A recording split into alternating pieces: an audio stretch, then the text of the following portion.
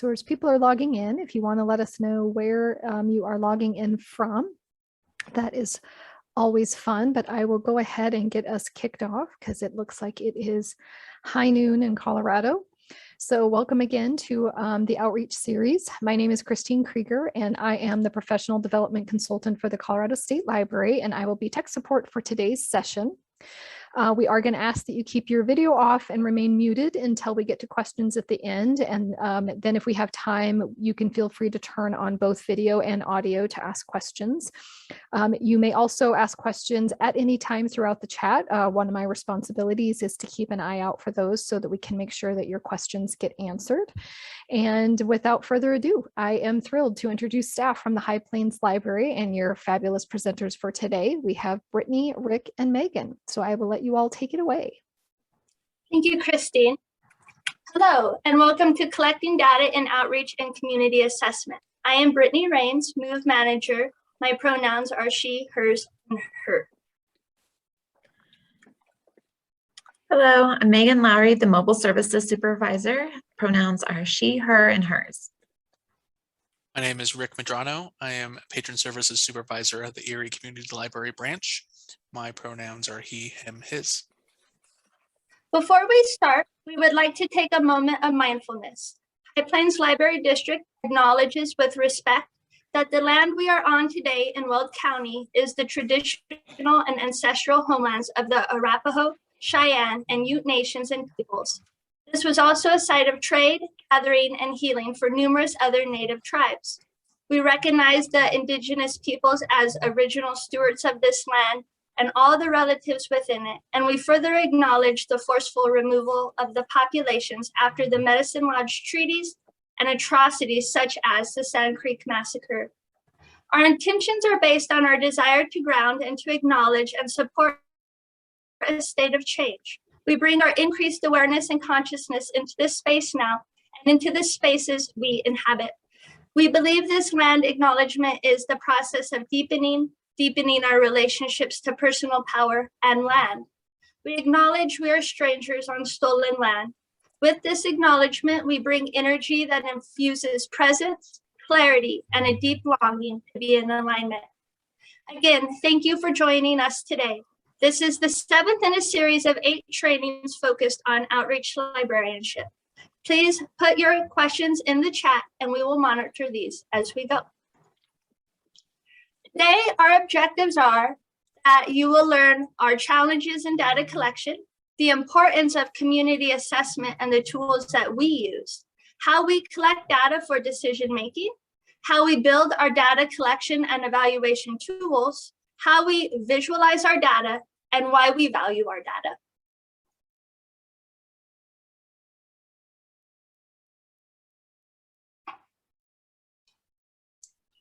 Before we get into the nitty-gritty of how to do all of the data collection and everything that can make our services and everything shine, we wanted to talk a little bit about some of the challenges we might run into on the front end.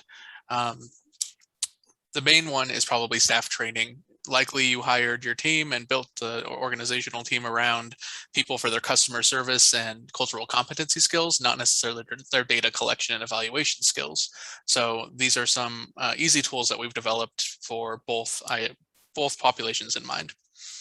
Another challenge can be how the organization is actually built in its own right, whether this department actually is the one who's collecting the data versus your department who's actually utilizing the data, how those departments can talk to each other and kind of make sure everybody is getting access to the important pieces. Similarly, we use Sierra here in our organization for our ILS, and we have one location code, outreach, and so it's really hard for us to judge how we are doing in circulation based on each vehicle or each point of contact, because it doesn't show individual pieces of individual locations. It just has one big overarching code. So it depends on how your organization has structured their collection even. Another challenge can be, what are you looking at specifically when you are collecting and evaluating data? We were looking at our SEEN, our Early Education Network Head Start program. We were trying to figure out how can we best measure that. So what are we looking for? That can be a challenge in its own self. And whether or not you want to have this manual data entry all the time, you're putting it in by hand each and every day, by pen even, or if you want to automate those systems to make it a little bit more user-friendly and staff time friendly.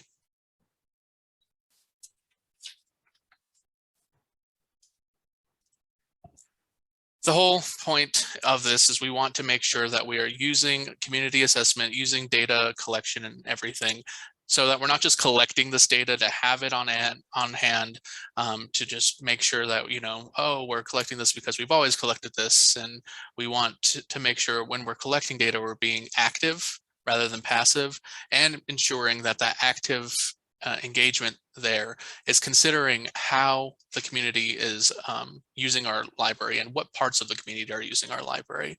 So really, it's important to consider how to do a community assessment or kind of gauge who is using your services before you start to determine really how you're going to go about measurement. A couple of the tools that we use specifically here are analytics on demand data, which are data that are compiled from credit bureaus. So those can be challenging if people don't have credit or if there are multiple households within the same building. But with that Gale Analytics, or the analytics on demand data, we can utilize a couple of different tools such as Gale Analytics with the Gale company, and Tableau, which is a data viewing and manipulation software, where we can kind of get some more specific data from that. Similarly, you can use data sources. This is an overview of what we're going to be talking about here. We'll go over our community request form and how people actually request services from us directly, and how we're engaging and collecting patron feedback from our community. So the first big data tools that many of us are probably familiar with, but also if you're not, these are tools that are very popular and should be used. First off is the census. The census data from the 2020 census is slowly coming out in bits and pieces. When we share these slides, the US Census is a link right there, and it will take you to the schedule of when the data will be released in different segments. So the population and age demographics level of data for the entire United States will be published right now on their schedule around June 2022. But they have different tiers throughout that entire process. And then there's always historical census data as well that can help you make decisions. The American Community Survey is something that is a little bit more active. They do this, the Census Department does different data collection efforts throughout the decennial, the 10-year time that it takes for them to do the different types of data collection. And these are a lot more granular types of data, like how much people are spending on water bills, how many people in the house have a car, what their commute time looks like. These are very specific points of data, and it's a much smaller survey of the whole community. So it does give you some interesting types of ideas of who is specifically within your town or your service area, if you think you have a good permeation of those community members using your services. Additionally, there are local government data. We use the health department, the Weld County Health Department. They do their own surveying, and we tend to kind of piggyback off of their data a lot of the times. And we also use school district data as well for people who are, for the amount of children who are enrolled, what their family composition looks like. So trying to develop a partnership with a school district that can give you some maybe some aggregated data, or something that is a little less PII intensive could be useful. And finally, Tableau, I mentioned it, this is a data manipulation and visualization tool. On the left-hand side, you can see a map of the United States. The cool thing, this uses, we can use Tableau to interact with the Gale Analytics data. And the Gale Analytics will pull directly from our ILS software, and basically it will account for every single person who has a record in our ILS. What then we can do with that data is make it visual and put it on a spatial map. So on this map on the left-hand side, we see a group of all of the card holders that are in our system. Blue are active card holders, how we define active within the last year or 3 years, depending on the type of card. And orange are people who are non-active, but they have cards within our system. So right now we're looking at a national level data. That's not going to be as useful for us if we start getting in further and further closer to our actual service area, which you can see in this big blue pocket in the middle of Colorado. That's when we can really start seeing things at the street level, which can really, really get some good ideas for where you might want to put new stops or something. So to talk about our community request form, we use our community request form to allow for community-driven services. It allows us a direct link to the patrons to request services without even coming into the library. Community partners can request that we attend their events, their after-school clubs, or even just request programming services. And senior living facilities can also request circulation services and additional programming. This is built to reflect what services we provide with what vehicle based on the conditional logic that is built into the form itself. For example, our Sprinter and transit vans are not requestable for events, and only our bookmobile and our pop-up are. So this is an effective way to communicate to the public what is available and what is not when they are requesting services. We use our patron feedback form to gather qualitative data about our services, events, and programs, and it helps us to understand the impact of our services on our community. This also helps us to understand if our outcomes are being met. I am a big believer that qualitative data is gold. We developed this feedback form for use in our department, and then we included all of our branch and member library locations on it. This allows us as an entire district to capture patron feedback and keep it in one nice container for later analysis and sharing. The submission of this feedback is transparent, and all staff at HPLD have access to this information about all locations. This form stat can be used by both patrons and staff alike to capture and communicate statements of gratitude and areas of improvement for our services and programs. At the end of the day, we want to use this data for decision making. And within decision making, there are a couple of different main reasons why you might want to collect data. First, you might want to prioritize this usage for making decisions on an organizational or departmental level. We want to ensure that we're developing measures to assess the success and impact of our services, especially if we're spending a lot of time on these services and we're not really getting a lot of bang for our buck, you might want to say, or we're just spending a lot of time here at this outreach stop and we just don't have patrons coming. So we want to make sure we have good ways to evaluate when we might consider stopping that type of service. And again, we want to justify our services that might seem challenging for ROI. Outreach is a lot more time intensive and it takes a lot more energy and money a lot of times to do the same kinds of things that we want to do out of the library than it is inside of the library. So making sure we can justify those expenses is important. So we have a couple examples here. Our book deposits, originally we were having our bookmobile go to different schools within our service area. And these schools oftentimes were in our member library service areas. So they had access to a library in that regard.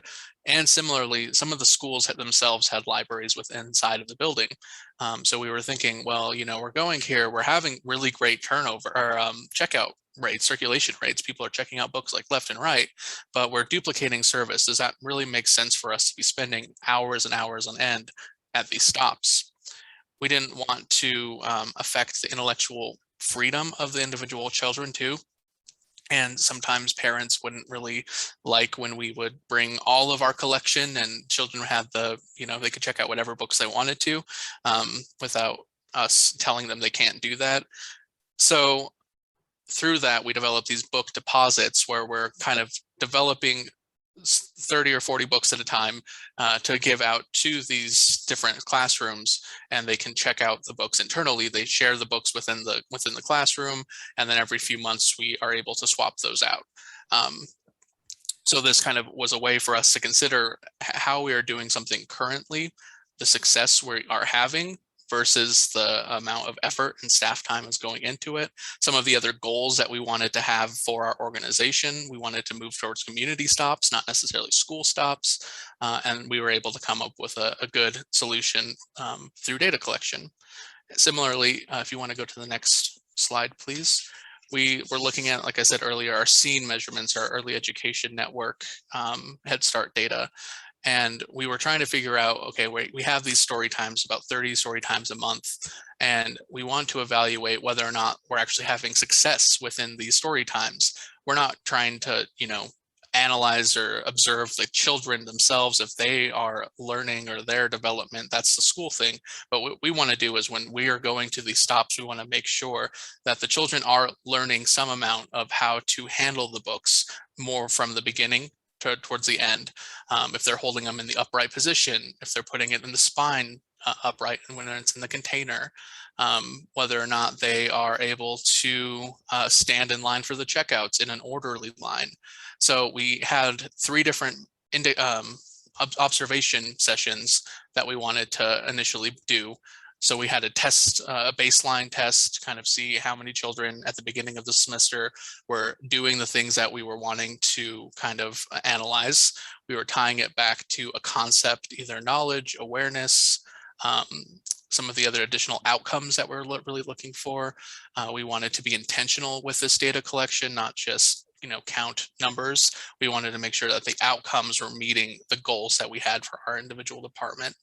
After a couple of months, we came back, did the same observation after monthly story times throughout the entire process, see if there was any development. And then again, we tried doing it the 3rd time. That was unable to happen because of the pandemic, but there was effort planned, and we were hoping to kind of see that long-term indicators, baseline. We wanted to have a 50% increase if possible, and maybe up to a 90% increase in the final wave.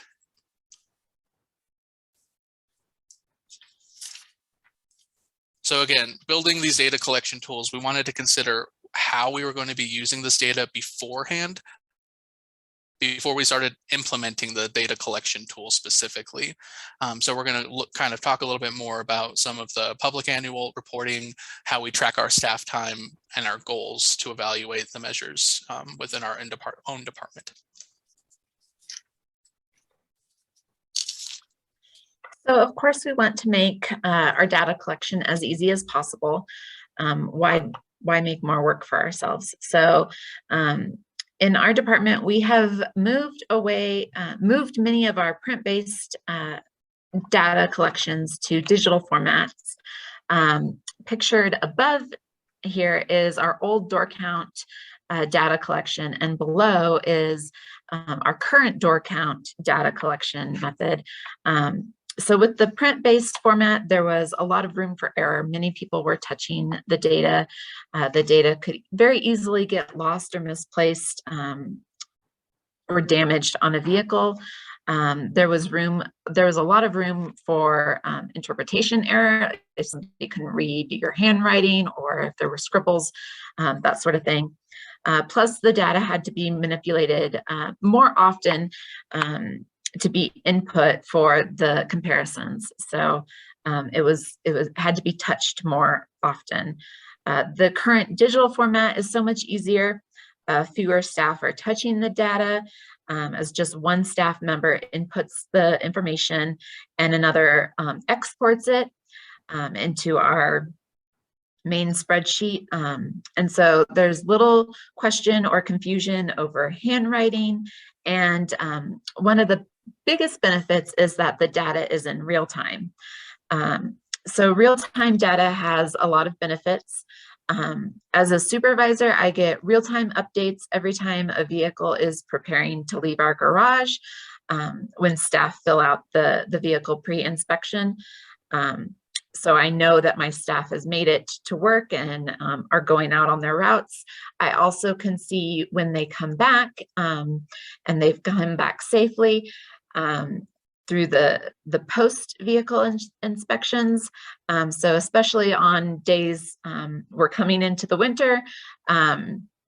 So, we're going to have, maybe some weather, different things like that. And I can always see that my staff has arrived safely back at our headquarters, and I don't have to worry about them.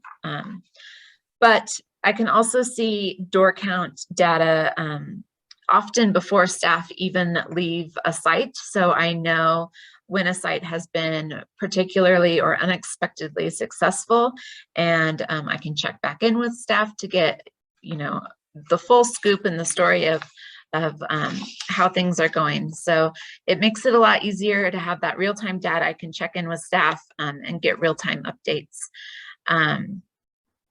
So there are many different options for digital data.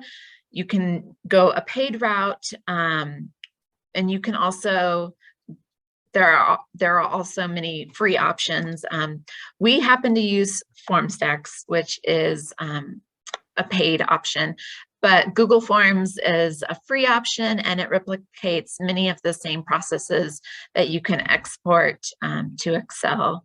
And also just want to say that it is so important to have IT on your side, as their assistance is often invaluable to understanding which options will be best for you and your needs.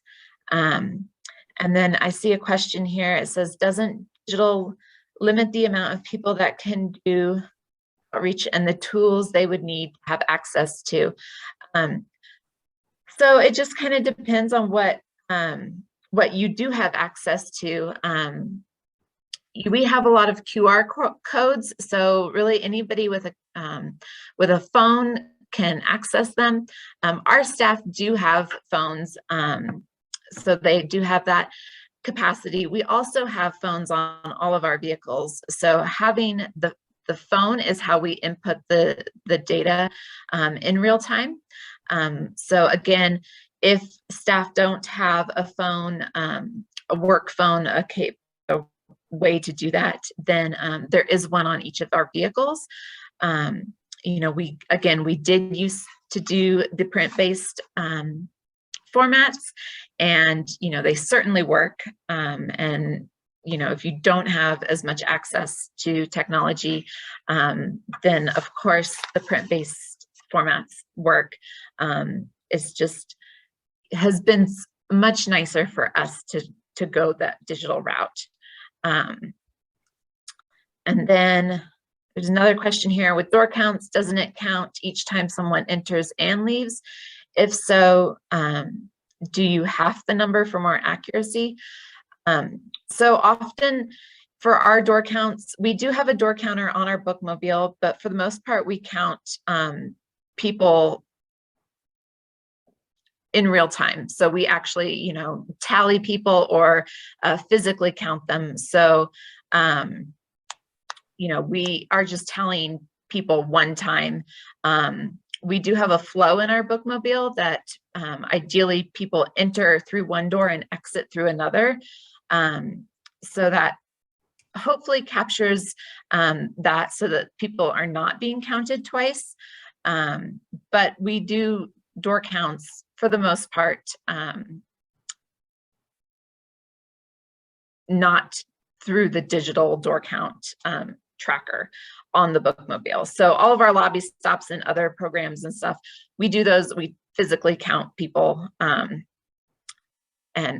are not using a tracker.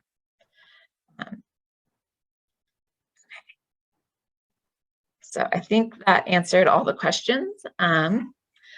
So going into some examples of evaluation tools and use, an example of an evaluation tool and its use would be our door counts when used along with our lobby stop MOU agreement. So we have an MOU with each of our lobby stop sites, which details our twice a year evaluation of our services to the site.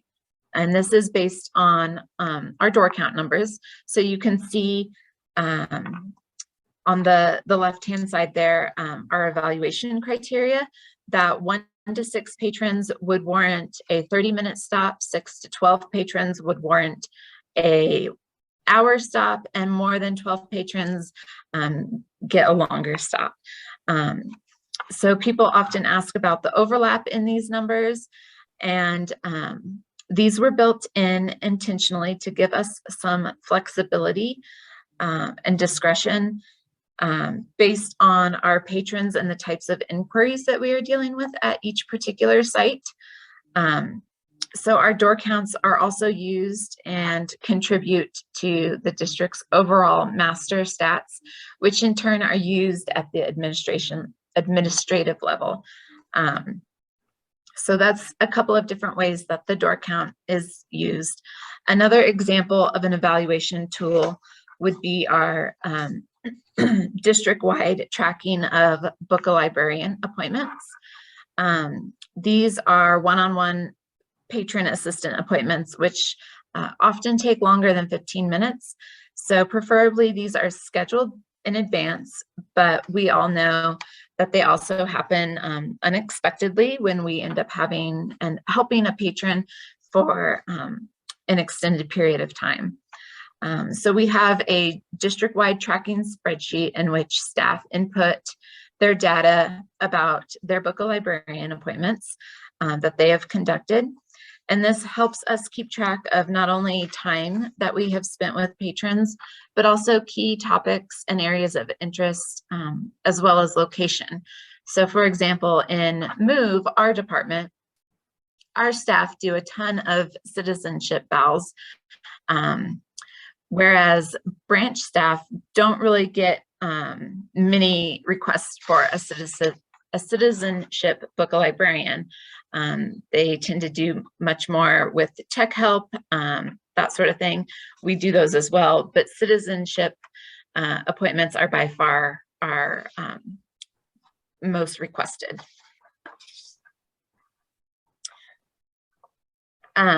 So talking about our evaluation schedule and the agreements. So it is important to create an evaluation schedule and have agreements in place with all of your partner organizations.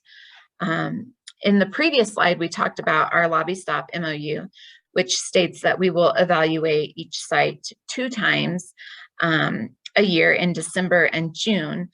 And this just makes it very apparent to your partners what they can expect from you, so there are no surprises when or if services change. We also make our partners sign that MOU every single year. There's often pretty high turnover in many of the organizations that we work with, so it is important to have the MOU signed annually and to evaluate our services on a regular basis. So here is another example of an evaluation schedule and agreement that we have for our partner sharing equipment. And it states that we will evaluate sites which have our laptop kits and internet access service points every 6 months. And the laptops must be used 4 to 7 times a month or 25 to 40 times over the 6-month period. And the internet service access points must have 40 unique users over the 6-month period. And then if a partner site does not meet these requirements, then we reserve the right to remove our equipment and place it at another location. Of course, we would give them a 2-week notice before moving any equipment. But just having that agreement and everything spelled out is very beneficial. So the PLAR is the Public Library Annual Report, which is a huge data report in which public libraries participate. Many of you might also have some experience with this report. This is put out by the Library Research Service, and it is a very intensive data survey. Last year was my first year contributing to this report for our district, and it was very labor intensive to locate and tease out the exact statistics that the report wants you to fill out. So as a result, we are now being, as a department, we are now being more strategic in our data collection to be able to pull the specific stats that this report requires. Things like the hours that we are open to the public. In a branch, this is pretty easy to configure, but for us, it's a little bit more challenging because this would only be for our community bookmobile stops. So any and excludes any routes that may have been canceled. So those would not be counted for this report. So we have to figure that a little bit differently. We have figured out that we can use our scheduling software, When2Work, to calculate our open hours by pulling a specific report. And our virtual library has also started to track their open hours differently in order to capture this data more easily. So we have discovered that some of our old data points weren't applicable to this report, and we are actively working to make our data collection and results more in line with what is required by the report, which will save us a ton of time, stress, and headaches when it comes time to fill out this report in the coming year.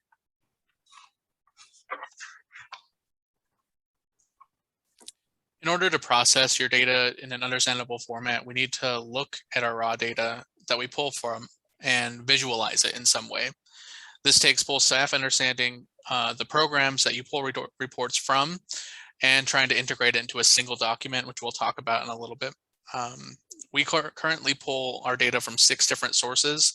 The FormStack tool that we talked about for our door counts, our patron feedback, sign up for our programming numbers, our Book a Librarian tracking document, as well as our virtual library. They do some of our data collection as well.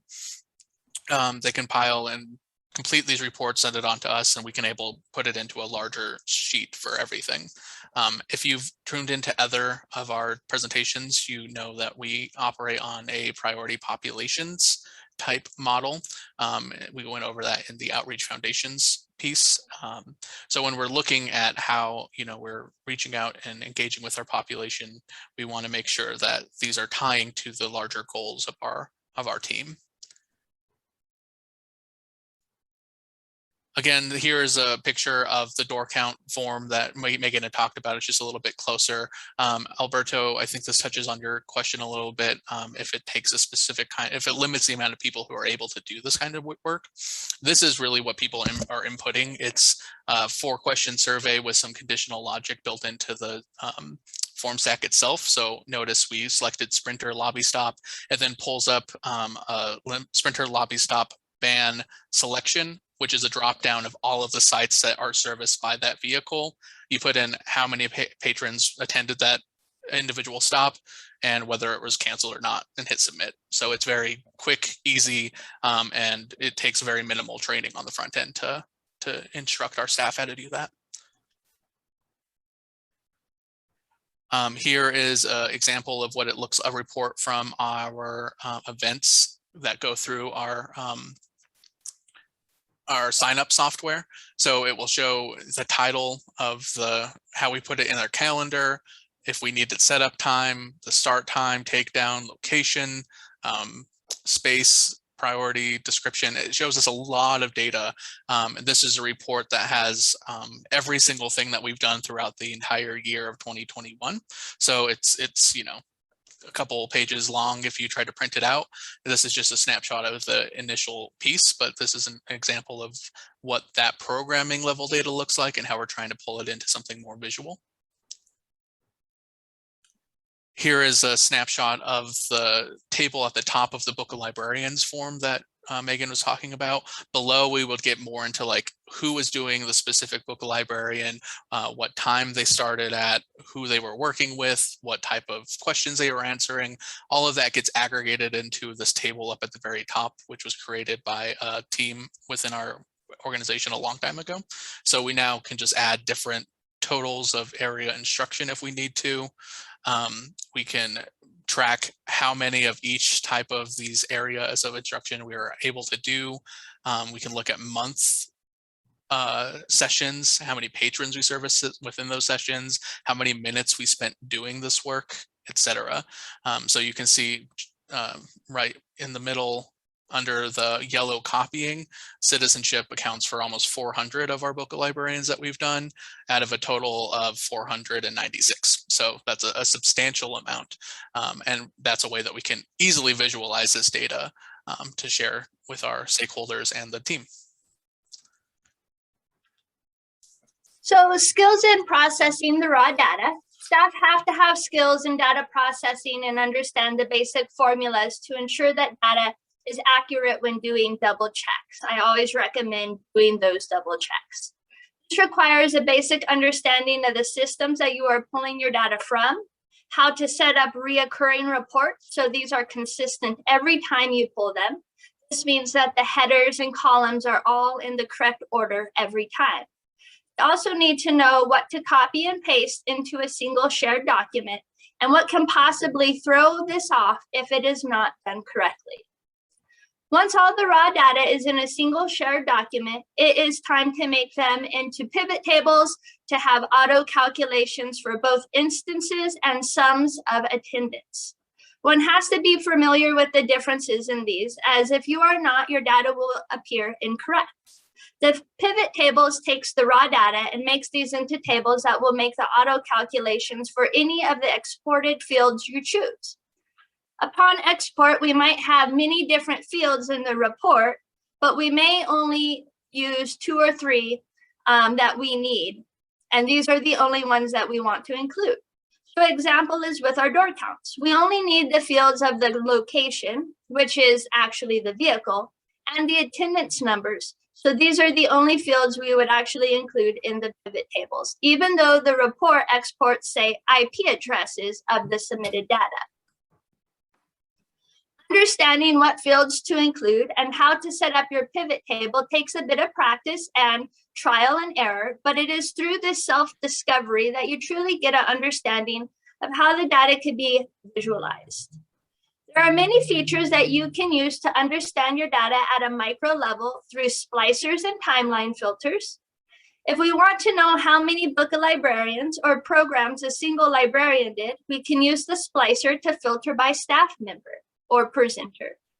If we want to know how many book of librarians we did related to a certain category, we could also use a splicer. We use the timeline filter to calculate our door counts during certain times. Since we have a scheduled evaluation time, the timeline makes it easy to see what our door count numbers are for a single site in a certain time frame. Example of this is our lobby stop evaluations. Since we do this 2 times a year, from January to May, we can use the timeline feature to select only those specific months, and then we would communicate in June what those results were and make any adjustments going forward. So these are just pictures of what a splicer looks like, is the area of instruction, and then the timeline is the date picture there.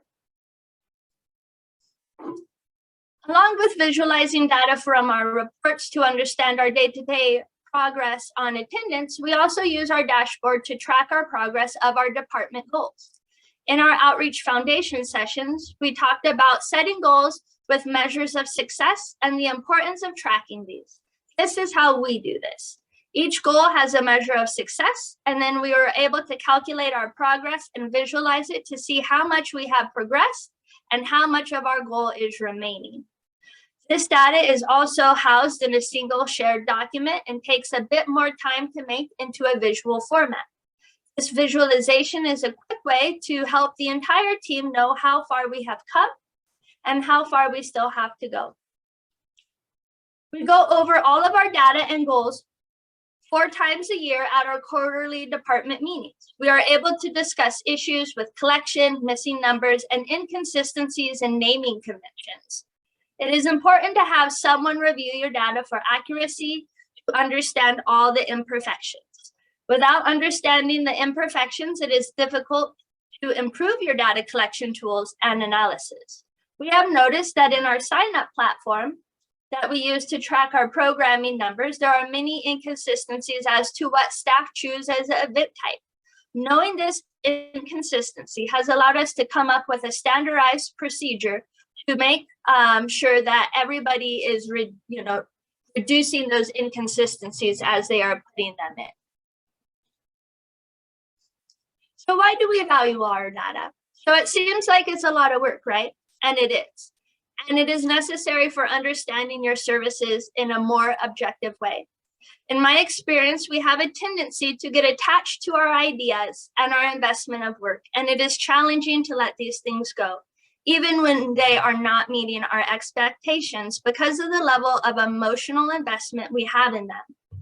Data allows us to look at things more objectively and encourages us to consider more information when evaluating our services and programs.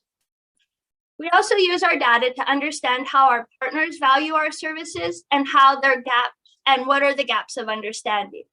An example of this is our book deposits. When we look at how often children are checking out books in their classroom, it helps us to understand how useful these book deposits are. We also provide teacher feedback surveys to understand how teachers feel about having these book deposits in their classrooms, as it is important to have the buy-in from the teachers who actually manage these deposits on site. Another reason we value our data is to keep our staff involved, especially when they might be feeling burnt out. An example of this is that my staff came to me and expressed burnout on performing so many book librarians related directly to the naturalization test prep or citizenship librarians. We were able to review our data and see that we were overextending our staff on this one service. And as a result, we are now working to train a group of volunteers to work with beginning students while reserving our staff for higher level, more complex book librarians related to the naturalization test. I also like for staff to be able to visualize their work and how it contributes to the department goals. Staff are able to see how many programs they have done in relation to the overall department number. This also helps me to see where I need to coach some of my staff more and roll back other staff on programs, services, and events to help balance out the workload. Our door count numbers help us to understand when our staff need more or less time at certain sites, and when we need to consider adding staff to events and programs. We recently have seen an uptick in our lending library use, and as a result, added additional staff 2 times a week to help with this increase of patron use. One of our biggest reasons I see as this being important is to share data with stakeholders in the form of advocacy. As a public institution, the public is our largest stakeholder and should be able to easily identify what we are doing and what we have accomplished. I am a big believer of being accountable to taxpayers and being a good steward of tax dollars. This has to go beyond what we are doing and how much we are engaging our community. Without data, this information is not collected and therefore cannot be shared. Taxpayers are not the only stakeholders. So are our board members and local, state, and national legislators. You can learn more about advocacy in our next session, Outreach Advocacy. Data is such an important piece of applying for grants that it is challenging to be awarded a grant without it. Many of our additional and innovative outreach efforts require additional funding to at least jumpstart the program or project. One such effort in our outreach department was the creation of multilingual nursery rhyme booklets. We were able to secure a grant for the creation of these booklets because we had a measurable goal and tools in place to measure these. As a result, we were able to create nursery rhyme booklets in French, Burmese, and Somali to complement our existing English and Spanish booklets. Bringing our data together is one of the most impactful parts of data collection. Our impact goes beyond our direct community and often appears in our larger library community, also through staff contributions at a state and national level. Here is an example of a video created as our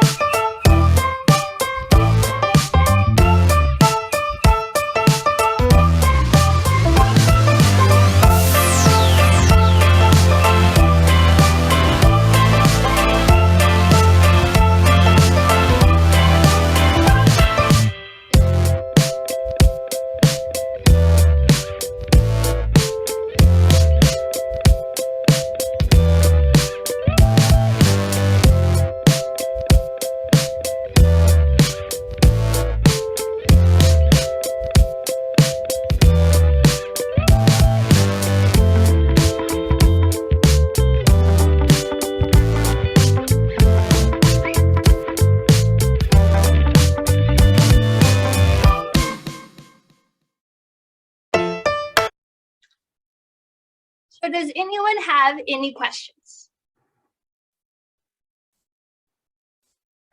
Thanks for sharing that fun video too. So we do have plenty of time for questions about data collection, or if you guys have things to share about the data that you all are collecting, feel free to put it in chat, or feel free to unmute and ask questions verbally. And I will make sure that everybody gets a copy of the slides so you can kind of see all of the different ways that they were collecting data and whatnot. Mhm. And as Brittany did share, like this is a very time intensive process, but on the front end, typically you have to spend a lot more time developing and instituting all of this stuff. And then the data collection just happens very naturally. And then you can use this data in a much more meaningful way later on at the end, instead of, if you're not doing any of this data collection, when something comes up and there's an opportunity for you to get funding or to get a grant or share to the board, you're scrambling and you like are trying to figure everything you could possibly find at the last minute, and it's not going to be as comprehensive, or as it's going to take a lot more individual staff time on the back end. I really liked how you were talking about how you review with your partners as well, all of the data that's being collected, because once again, I think it's so easy just to set up, you know, we all want to do great work. We want to reach out with the different partners in our communities, but stating what the goals are up front and then how you're going to actually reach that, and then finding when maybe a partnership has come to an end because population shift and that kind of stuff. So I really like that. We do have a question. Do you store outreach suggestions separately?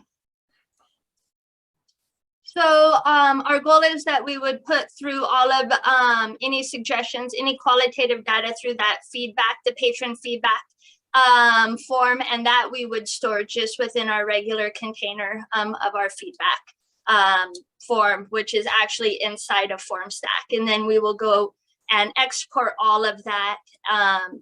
And I actually do get a copy of all of our feedback that any of our department submits. I automatically get that upon it being submitted through FormStacks through an email alert.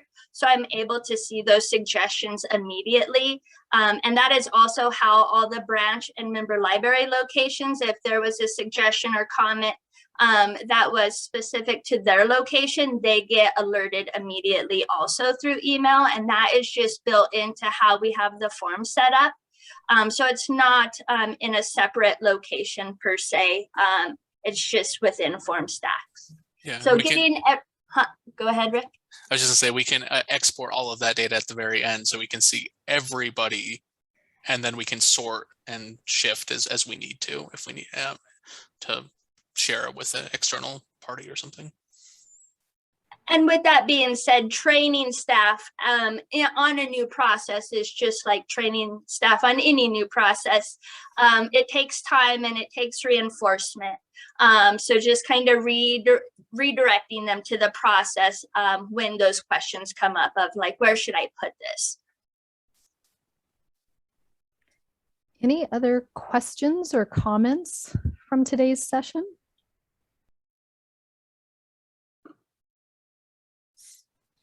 It might seem daunting, but you have people reach out to any of us, and we can definitely talk to you about building up your own system. Here's our contact information.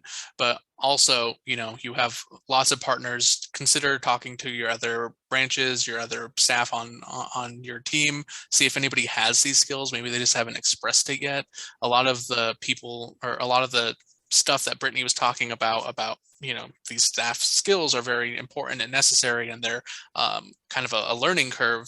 This is done by mostly supervisors in our department. So, you know, it kind of gets siloed in that point here, just because those are the people with the skill, but maybe that's not how it is in your individual department. So think about who you can partner with to make that happen. And people are very impressed with your video. We had a question about how many hours did it take to create your impact video, and how many staff did it take? So it was definitely a group effort of collecting all of the pictures. So I created a folder and asked everybody to put pictures into that folder. Because the data was just pulled by reports, I can then see based on what event it was, how many people attended. So it was very easy to pull that information because it was all within what we call our dashboard. So that didn't take that long, but I would say it probably took me about 4 hours, mostly the editing part and finding a really fun song that I liked was probably the longest part of that. That was not prohibited from use for copyright purposes. But it was definitely something that I was very proud to make and share with our team, especially after 2020 and COVID, because that was just a crazy year to begin with. Anything else? Any other questions or thoughts before we wrap up today?